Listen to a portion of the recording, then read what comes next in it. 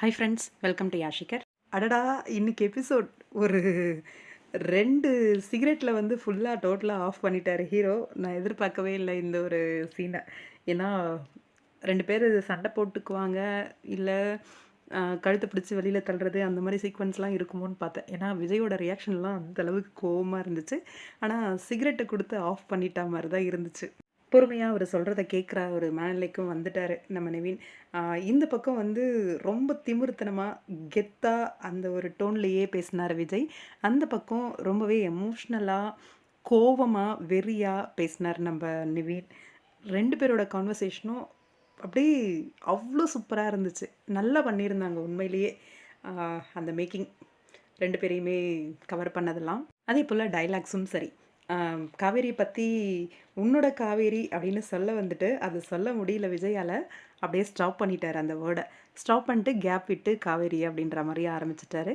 இன்னொரு பக்கம் விஜய்கிட்ட வந்து காவேரியை பற்றி நிவின் சொல்லும்போது அப்படியே யோசிச்சுட்டு காவேரி பற்றி யோசிச்சுட்டு அப்படியே சைலண்ட்டாக ஆகிட்டார். இன்னொரு பக்கம் என்னோடய ஃபேமிலிக்காக தான் கல்யாணம் பண்ணிக்கிட்டேன், இந்த 9 மந்த்ஸ் மட்டும் வெயிட் பண்ணு. இப்போ தானடா 11 மந்த்ஸு அப்படின்ற மாதிரி சொன்னீங்க, அதுக்குள்ளே 9 மந்த்ஸ் ஆகிடுச்சா அப்படிங்கிற மாதிரி இருந்துச்சு. இதில் 3 மந்த்ஸ் ஓடி போச்சு அப்படிங்கிற மாதிரி சொல்லிட்டாங்க. இனிமே உரிமையாக வந்து காவேரி கிட்ட பேசணும் அப்படின்னு நிவின் வந்து மூவ் பண்ணுறதுக்கு வாய்ப்பு இருக்குது.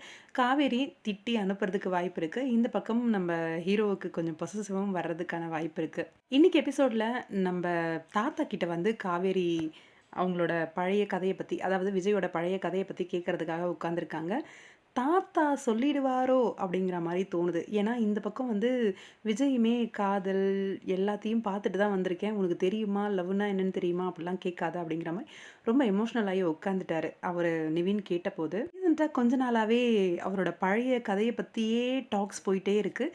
எனக்கு தெரிஞ்சு மண்டே எபிசோட்லேருந்தே ஃப்ளாஷ்பேக் சீன் வருமோ அப்படின்ற ஒரு தாட் இருக்குது. பார்க்கலாம், வெயிட் பண்ணி.